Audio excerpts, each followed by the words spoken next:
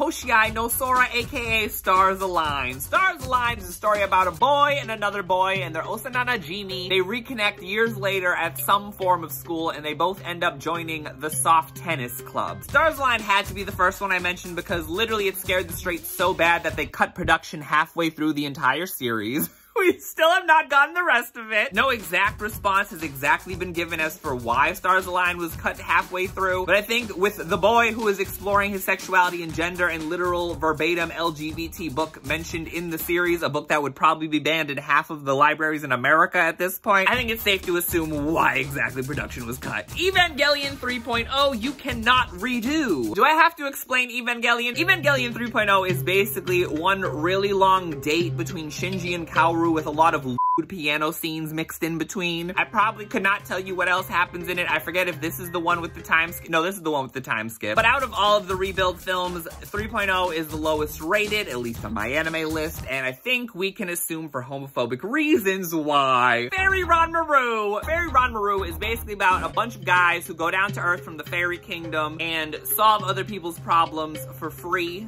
via kissing them and turning into like incredibly feminine, masculine, incredibly gender fairy forms. I've already done a video on Fairy Ranmaru. If you want to watch that, feel free to do so. I basically outlined at length all the reasons why the series was as poorly received as it was. Homophobia. But basically TLDR, not only is there like boy on boy kissing in it, but it also shows that you can be incredibly masculine and still be incredibly feminine, which straight men striving for masculinity, they hate that shit.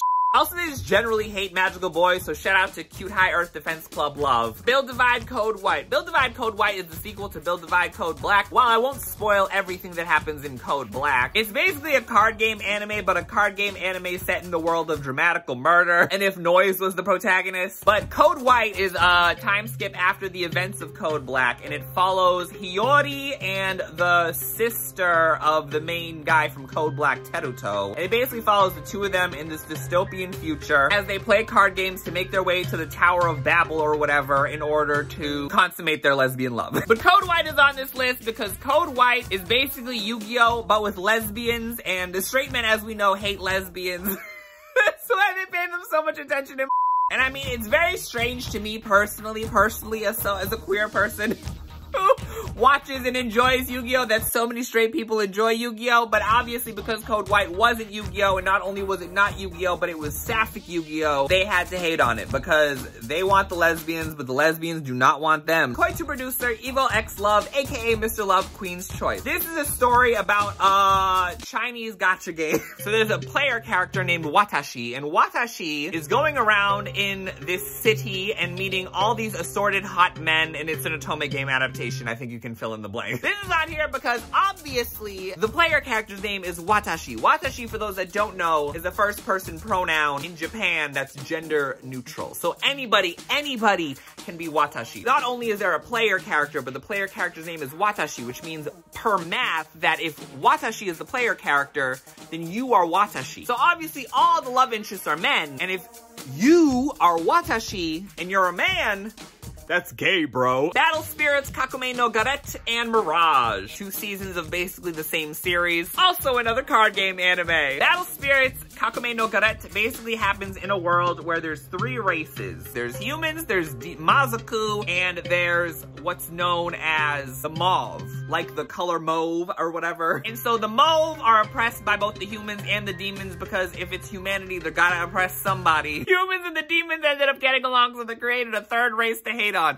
Don't you hate oppression? So basically there's this character named Garetto trying to get everybody to get along and to end oppression through the power of card games and friendship. And then he has a friend who is his boyfriend who is also trying to end the oppression of the mauve, but through the eradication of literally every other race. And obviously this scares straight people because you have one character who's literally trying to form an uprising in order to eradicate the oppressor, and that's something that I think not just straight people could be afraid of, but anyone from any oppressive group who is intending to continue to oppress others that are not themselves. Ikebukuro Westgate Park. Ikebukuro Westgate Park is basically a story about the love of my life, Makoto. He lives in Ikebukuro and he helps out everybody in Ikebukuro who has a problem. If you have a problem, you go to Makoto, he'll solve it for you. Throughout the course of the series, you meet his harem of boyfriends. There's King, who's the leader of the Japanese Crips, and then there's Kyoichi, who's the leader of the Japanese Bloods, and then there's Saru, who's a part of the mafia. He has a Chinese boyfriend. He has an assassin boyfriend. Ikebukuro Westgate Park basically ended up not being the edgelordy Tokyo Revengers-esque series that a lot of the heterosexual men wanted. Instead, it ended up being a male hero with a lot of empathy mixed in along with some queer representation. Idolish 7! Honestly, Idolish 7, do I have to explain to you about Idolish 7? I have been barking at y'all about Idolish 7 for years. Idolish 7 is a story about Riku Nanase and Yamato and Mitsuki and Iori and Nagi and Sogo and Tamaki, and they are all the colors of the rainbow, and so they form the Rainbro male idol group Idolish 7. And the story is about their experiences in the idol industry. There's Trigger, which has Gaku and Ten and my beloved Ryunosuke. There's Rivare, the icons themselves with Yuki and the love of my life Momo. And then there's Zool.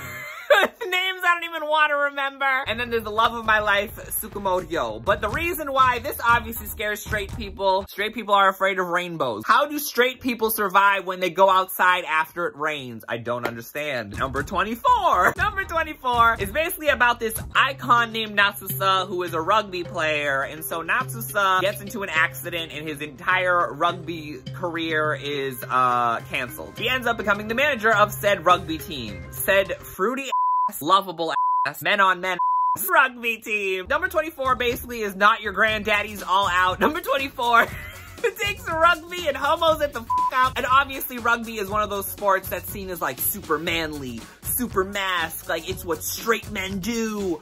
Although there's that one rugby movie that I think was released in the UK that I still have to see. That's about like a gay rugby team and they cheat on their spouses with each. Oh, I still have to watch that. What the f is that called? I need to watch that one. But anyway, this is basically that.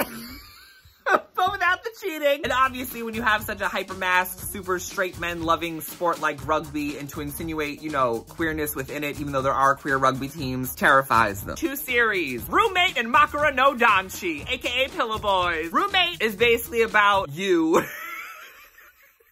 moving into an apartment complex and having 3 hot neighbors. Makura no Danshi is about an assortment of boys who help you fall asleep. And both of these series are shot in the first person. These are both on here wholly entirely, I mean, aside from the fact that a certain scene in episode 1 of Roommate, this is on here because straight people hate comfort. It's why they like to make everybody who isn't straight uncomfortable. Cheerdanshi! Cheerdanshi is a story about a bunch of boys who are in college who then decide to form an all-male cheerleading squad, and it's based on a true story. Cheerleading as a sport overall, to a lot of ignorant, misogynist straight men, is that it's a sport that is supposed to be about women being on display for men, particularly if you look at things like the NFL. So to then take a sport that they believe is solely about having eye candy for them and fill it with men, they hate that shit. Then all of a sudden it means that they're supposed to like the male cheerleaders too, even though there are male cheerleaders, particularly in competitive cheer, but you know how this goes. Crying Freeman. Crying Freeman is a story about a man who accidentally sees like an assassination by the mafia, and so he ultimately gets brainwashed by the mafia into becoming their assassin. And the entire reason he's called Crying Freeman is because he cries every now and then because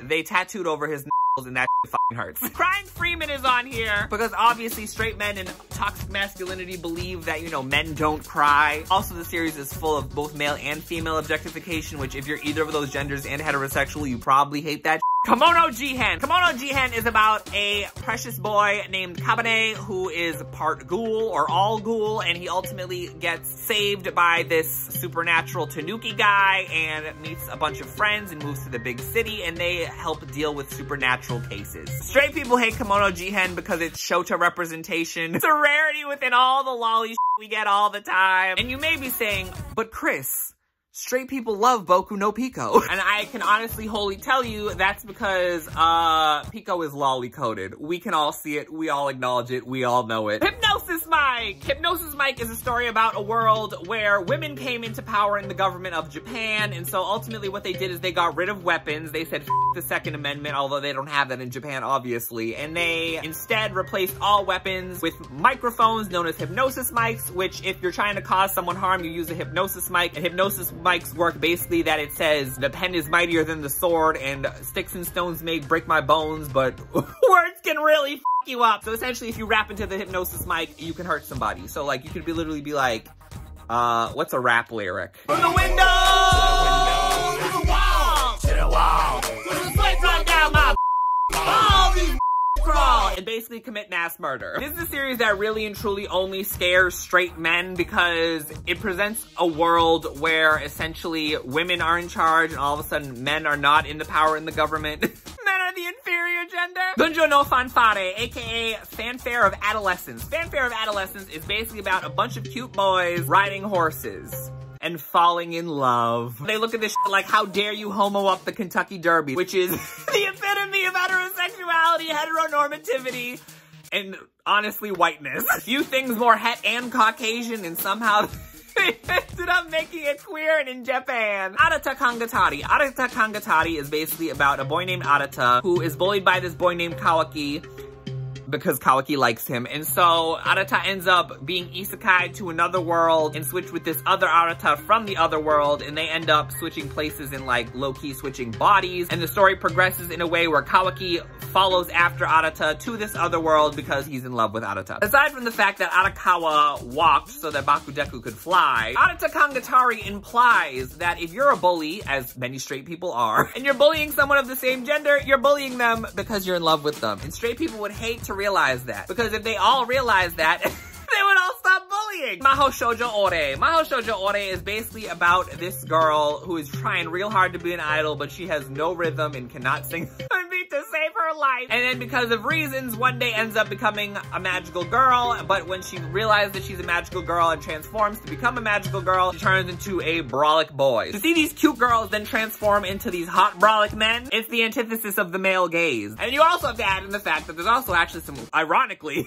some queer rep mixed in. Daomu Biji. Daomu Biji is really just pretty much just a standard Expo Explorers national treasure from China, basically. But it scares straight people because, like, while the Donghua adaptation for the most part only really features Wuxie and his friend, and they're like traveling along doing like grave robber shit. In like the very last episode, Zhang Qiling makes his appearance, and the power of him and Wuxie interacting is like rainbows across the sky like fighter jets. They're a ship known as Pingxi, an incredibly popular ship in China from my understanding. So powerful to the point that practically everybody believes they definitely are canon, even though it is technically questionable. The power of Pingxi terrifies straight people because it is arguably one of the most powerful ships on Earth. Kind of a cop-out, every BL. BL, as we know, obviously stands for boys love, and it features what? Boys loving. And boys who don't like boys are very much terrified by that shit.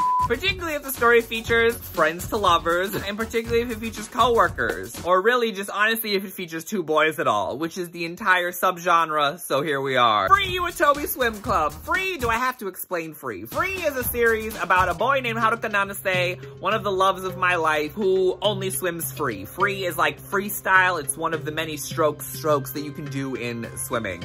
He's a swimmer. Did I mention he's a swimmer? So he only swims free, and he has his boyfriend, Makoto Tachibana, who swims backstroke. He has his boy wife, Nagisa, who swims breast. And then he has his new boyfriend, Rei Ryugazaki, who swims butterfly. And then he has his childhood friend, angsty boyfriend, Rin. And I could go on about Haru's long harem.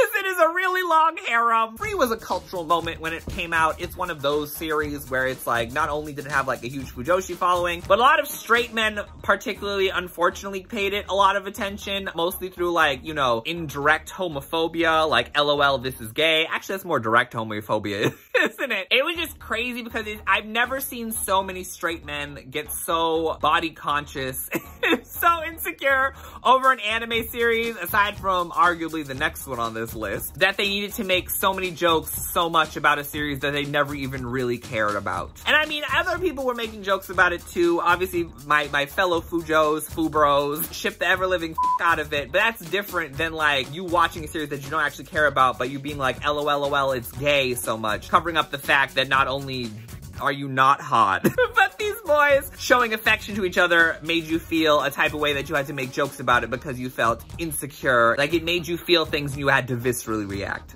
fascinating thing at the time. Not so much, basically, after the turning point, in my opinion. What I think was a turning point in anime history with this next entry, Yuri on Ice. I'm not explaining Yuri on Ice. You have probably seen Yuri on Ice. If you're watching my channel, you have probably definitely seen Yuri on Ice. TLDR is about a boy named Yuri, and he ice skates, and he's in love with his idol, Victor. So maybe one day I will actually take the time to make this video essay that I've conceptualized for many years that I want to title The Yuri on Ice Effect, basically outlining the effect on fandom a series like Yuri on Ice had. Before Yuri on Ice, when a series like Free came out, all the homophobes were basically like, LOL, it's gay. They were able to engage with it in a way where it was like, ultimately at the end, it's not actually going to show any queer representation, because so I can like engage with this thing because it's not going to show me this thing that I'm afraid of. Whereas on the other side of things, you have the queer fans who like, they knew damn well that they probably also weren't going to get any boys distinctly loving outside of series that were explicitly labeled BL and had manga adaptations, but they were also able to engage with it and enjoy it for what it was. This is like the golden era of what I call FujoBait series, which I would like to do a video on as well, because I very much enjoy FujoBait. FujoBait sometimes is better than the options we get in BL, but I digress. And then once Yuri on Ice came out, in the initial beginning, before the kiss, the reactions were the same. People were shipping who were shipping, and then you had the homophobes who were like, oh, LOL, this shit is gay. And then all of a sudden, it was gay. You saw the attitudes of everybody has gradually shifted since then. The homophobes now don't even touch FujoBait-ish looking series. Everything is accused of being FujoBait simply when it has an all-male cast. You can see one male character interacting with another male character in like a preview video for an anime original series coming out, and the comments on ANN will be filled with people being like, oh, this is more FujoBait, this is yaoi bait, yada yada yada. As soon as Yuri on Ice's kiss happened, all of a sudden everybody who was already singing its praises and being like, LOL, it's gay, but it does look good, all of a sudden we're nitpicking all the little aspects of the animation. On the other side of things, it's shifted the queer friendly or the queer people's consumption of anime going forward, where if a series doesn't contain characters actually canonically kissing or showing like a distinct relationship being showed, even though they personally believe based off of nothing else that it should be in there, they start calling it queer baiting. So again, it's a whole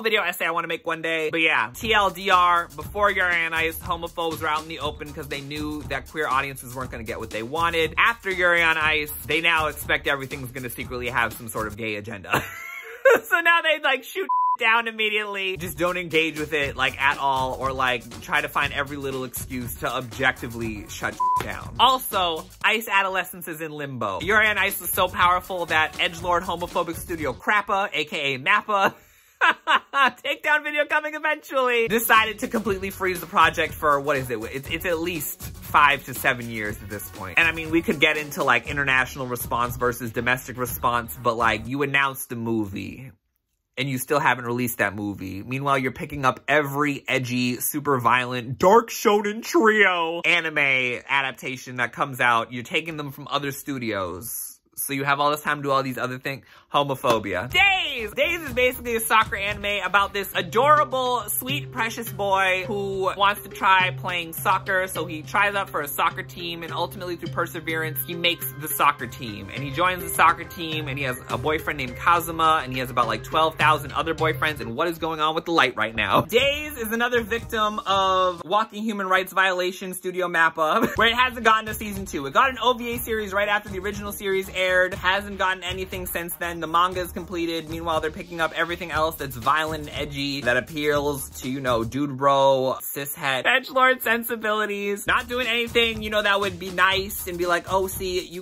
men don't have to be angry and violent all the time. They can be adorable and sporty. They can be sporty spice. But straight men are afraid of being sporty spice. They're afraid of the Spice Girls in general. Uchi no Kaisha no Chiisai Senpai no Hanashi. This is basically a story about this cute man who goes to work at a company and he's in love with his senpai. And the reason this is on here and the reason it scares straight people is because, again, while I call it legal lolly love, and as we know straight men love lollies, they love cute girls doing cute things, This series is secretly yaoi coded. I actually wanted to do an entire video on this, but didn't have the time. Basically, the dynamic between the main boy, who I forget his name, and his senpai, who I also forget her name, it's incredulously BL. She is like semi-coded despite being a semi-loli. Can you believe it? What a combination of terminology in 2023. She's a semi-loli. She regularly abuses her power, and the main boy is like uke-coded as f. His senpai consistently gives him head pats, as we all know. If there's head pats, it's BL. He's always freaking out about her, always blushing about her. On top of that, their manager is basically whatever a fujoshi for straight people would be. So is his sister. This series that I thought was gonna be like a cute lolly romance ended up being yaoi. Hardcore yaoi, just kidding.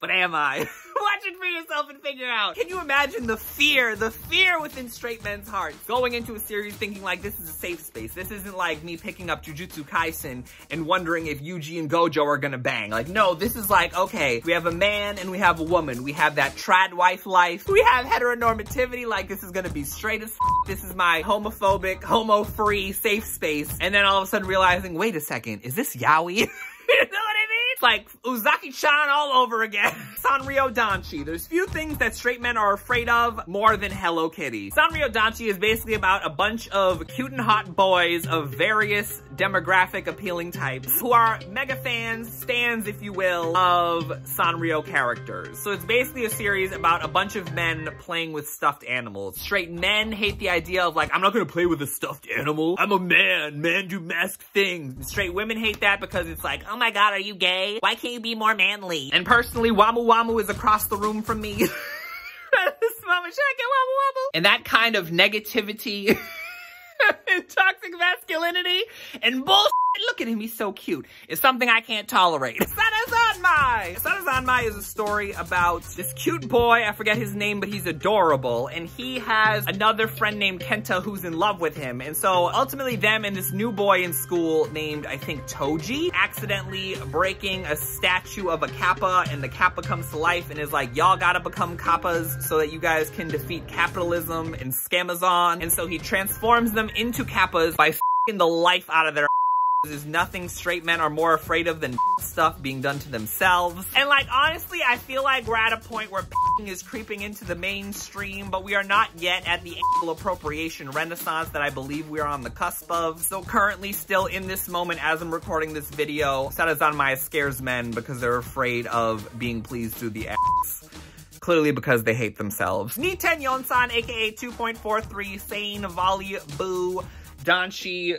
It's a volleyball club anime. Basically, 243 is about my beloved Kuroba and my other beloved Hayajima and their Osanana Jimi, a recurring theme here. One is blonde with glasses and one has black hair with no glasses. Shout out to Stars Align. We love a consistent brand. They both start and join the volleyball club in middle school, and it follows basically the two of them falling in love all over again because Kuroba is gonna be Hayajima's ace, and Hayajima is the only one Kuroba can work with. I wanna work with you so much. Skida! When Niten Yonsan first came out, it was a series that was immediately compared to Haikyuu, obviously. Haikyuu was published in historically homophobic Shonen demographic magazine, Weekly Shonen Jump, a series that has only really given queer representation when it's offensive historically. While Haikyuu has like a rampant shipping fan base who like a good portion of like have never actually engaged with the actual series, only really engaged with the doujinshi, the fan art, and the fanfic, there is still a significant amount of people who watch Haikyuu who are straight and homophobic somehow while watching Haikyuu. So like, while they had solace when they watched or read Haikyuu because they're like, okay, no queer representation is actually gonna happen because this is Weekly Shonen Jump. Weekly Shonen Jump got us, bro. They're always homophobic for us, bro. But Niten Yonsan, on the other hand, is a novel adaptation. So because of that uncertainty, comparisons and anger at the series heightened instead of people just shutting up and watching Haikyuu. Saint Seiya Omega. Saint Seiya Omega basically is a sequel series to the original Saint Seiya. It is anime original. So the series follows a boy named Pegasus Koga, who is the newest Pegasus Saint, and so they have to defeat not Hades this time, but Ares, if I remember correctly. At least in the first season, and then I think they have to face Kronos in the second. It's been a while. So straight men are afraid of this sequel series of Saint Seiya, as they probably are of The Lost Canvas, because The Lost Canvas, as you already know, is bi as f. is that Saint Seiya Omega is like years after the end of the original Saint Seiya manga. And if you're a straight person and you shipped Pegasus Seiya with Hirosauri, then you were probably expecting eventually along the way those two would get together. And in Saint Seiya Omega, they very clearly are not together. Strikes fear within the straight men who believe, oh, if I just wait for this girl, even though she like tells me to wait and she doesn't want to necessarily be with me right now, if I wait for her, eventually she'll come around and we'll be able to be together. And this proves that that shit just ain't true. And then add that with the fact that it's Saint Seiya Omega, it reminds them too much of Omegaverse. Dragon Ball Daima. I know it's a series that is not even out yet. It literally has only been announced, but the straights are already shaking and crying right now because it's a series that's gonna take Dragon Ball back to its cute and adventurous roots. Everybody is going to be de-aged to a childlike state. It's kind of giving Dragon Ball GT, but without the edgy, bleak boringness that GT was. The only good thing about Dragon Ball GT, aside from the fact that it is G and T like LGBT, you can't spell LGBT without GT, is that adult Goten is arguably the hottest character design in all of Dragon Ball, at least for the Saiyans. Moro in one of his later forms is kind of hot. But speaking of Moro, these want the f***ing Moro arc, and they're not getting it. They're not getting a manga continuation. It's anime original. Toriyama is like, we're gonna be cute and cuddly. Be ready for, what did he say in that one quote? Hope you all enjoy these different from usual battles that are cute and powerful. Cute and powerful! With Dragon Ball, with all these edgelords who love Dragon Ball Z, who really only engage with the series through video game fights and fight scene compilations on YouTube. Let's go. I've never seen so many straight men shaking and crying and and throwing up all at the same time. All over a trailer. The series isn't even out yet and they are terrified. We love to see it. And last but not least is actually a twofer that y'all might hate me for. Major Second and Boruto. I know I'm probably gonna end up mentioning these in every little listicle I do because I can always find a way to fit them in. Boruto and Major Second are very similar series. I'm not gonna have to explain them to you. Major Second is the sequel to Major. Boruto is the sequel to Naruto. Essentially, these are both on this list as number 30 and number 31 respectively for the same reason. That reason being that they both represent the greatest fear of heterosexual people, their children being gay. But hope you're having a great Halloween whenever this happens to come out, whether it's the day before or the day of, depending on where you are in the world. But share some series below that you think scare straight people or that you know scare straight people. And what other series do you hate Studio MAPPA for? Let me know in the comments below. Also, if you want to see this video beat-free and with a little more bonus content, make sure to head over to my Patreon because YouTube is hitting you with limited ads for like every video at this point. Also, head over there if you want to see me play Dream Daddy or Dramatical Murder or Full Service. Or any list of other visual novels that I played. That's gonna be it for this video. I will see y'all in the next video in about a week or so, which will be the next installment of Scoutmaster Season. And then after that, expect a sequel to a video I did about a year ago. I'll see y'all when that happens in about a week. Bye!